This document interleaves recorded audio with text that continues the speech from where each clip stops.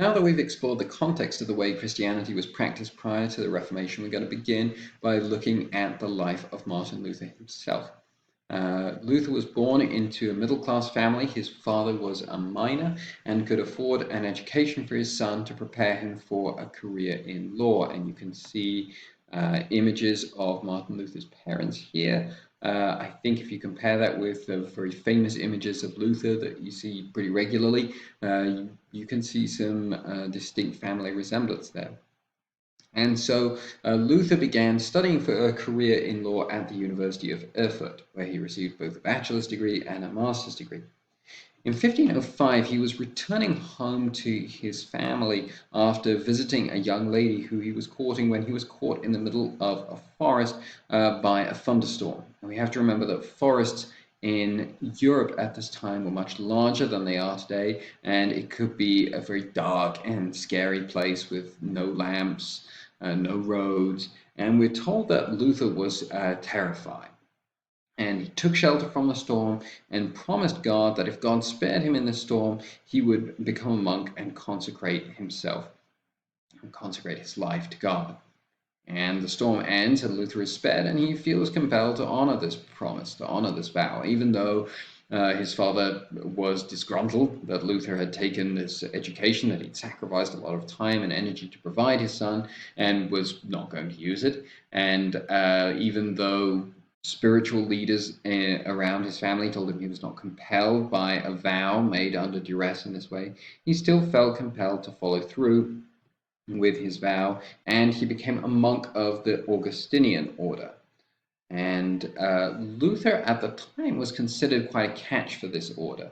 It was an older order that was starting to struggle to recruit new generations, and Luther was someone who was already highly educated. And so he was promoted very quickly through the Augustinian order, the order that he had joined, and he was ordained only 2 years after joining in 1507.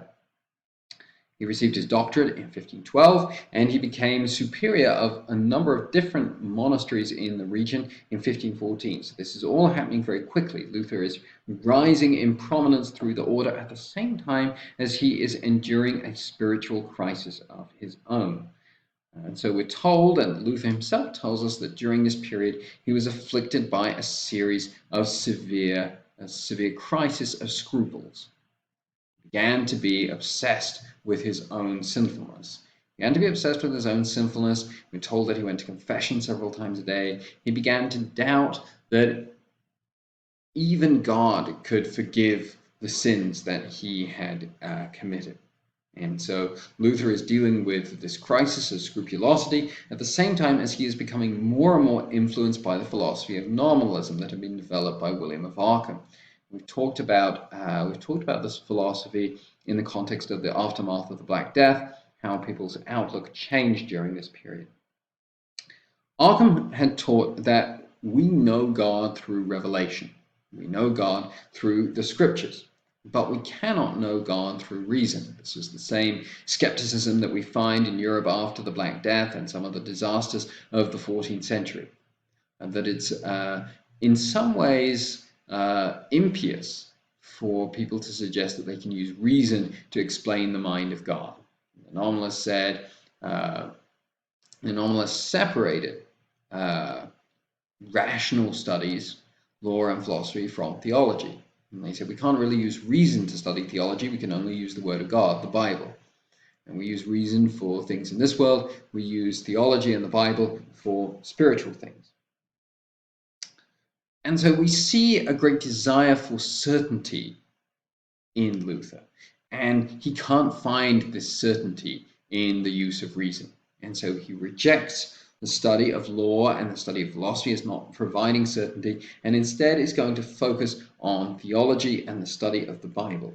And so this is going to set up a massive conflict between faith and reason, and it's in the middle of a conflict between faith and reason in the mind of Luther, and it's in the middle of this conflict that he begins to develop his own theology around 1515, period between 1515 and 1517.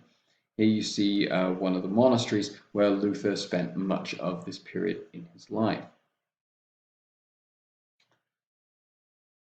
Luther begins to develop his theology and to argue against church leaders. He begins from the premise that human nature is fundamentally depraved. Remember, Luther has developed an unhealthy obsession with his own sinfulness.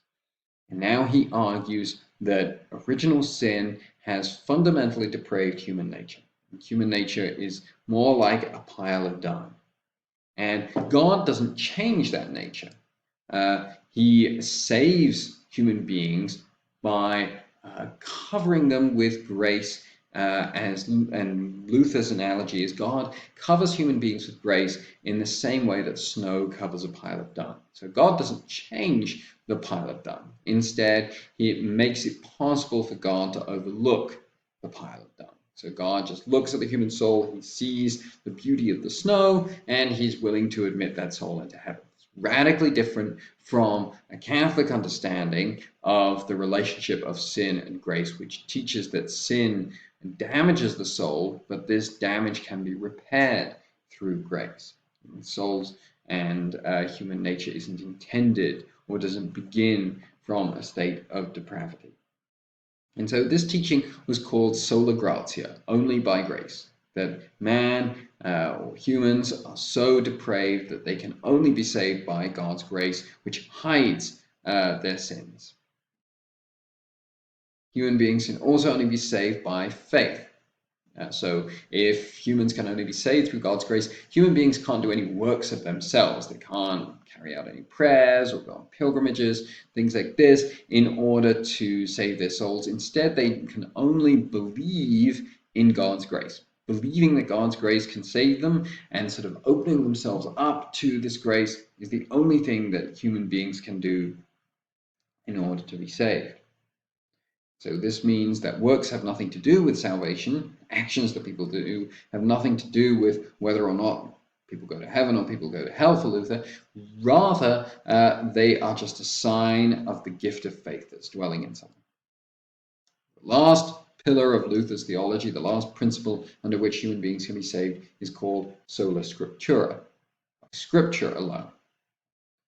And this teaching is that by this teaching, Luther argues that because human beings are radically depraved, we cannot know how to be saved, how we should live through the actions of men. So this means through the study of the saints or through the teachings, traditions of the church, but only through the Bible. And so Luther starts to gain public attention as a result of these teachings.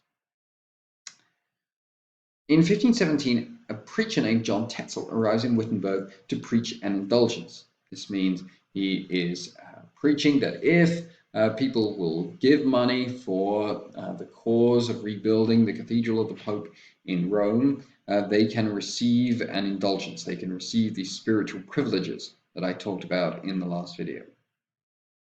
And this incites Luther to initiate a public break with the church. And so very famously, he issues his 95 theses, 95 complaints, if you will, against the church that he nailed to the door of the Cathedral of Wittenberg. This is supposed to be the door itself. And why is it that Luther is so upset about indulgences? That's because they're acts of humans working, suggest that humans can do something to save themselves, whereas Luther taught that humans can only be saved through faith and through God's grace, and because indulgences was something that weren't contained in the Bible. They were based on the authority of the church, something that Luther was rejecting unless it was supported by the Bible, and even more specifically, his interpretations of the Bible. And so he does this on October the 31st, on Halloween in 1517. Now, Luther's writings at this time were still pretty incoherent, and the church hierarchy is much more worried about the threat of an Ottoman Islamic invasion of Italy. But Luther has a new tool to spread these ideas, the printing press. We talked about how important the printing press was for expanding the range and the speed with which new ideas could spread through society. And so by 1520, he's distributed 300,000 copies of the 30 different pamphlets that he's developed, and people are starting to take notice and to talk about his theology. Luther, after spreading these ideas, rises to greater and greater prominence and begins to debate representatives of the Pope, representatives called John Eck and Cardinal Cajetan. And these debates didn't convince John Eck, Luther, or Cardinal Cajetan to change their opinions, but they confirmed Luther in a desire to embrace what was considered heresy by the Catholic Church. So Eck and Cajetan both felt that if they pinned Luther in a corner where they could say, the church teaches this, Martin Luther, you have to accept this or you to be a heretic, they expected Luther would say, this is just a debate about what the church actually teaches. You've proven to me what the church teaches. I would therefore renounce my teachings. Instead, Luther said, if this means that I can't be a part of the Catholic Church, that's okay. The church is wrong. So you can see how they're approaching these debates from different perspectives. By 1521, Luther has come to the attention even of the Pope himself, Pope Leo X, the first of the Medici popes. And in 1521, Leo publishes a bull called Exsurge Domini, which means arise, O Lord. He demands that Luther take back his stated teachings or be excommunicated. Luther is furious, again, because he sees the authority of the Pope, or the authority the Pope is claiming to excommunicate him. Saying that his teachings are wrong is a violation of the three key pillars of his teaching. And so that December, Luther and his supporters gathered together to publicly burn the document issued by Leo stating Luther's excommunication. And the next year, when it began, Luther's time was up, the time to reconcile himself with the church, warned by Leo, and Leo excommunicated him.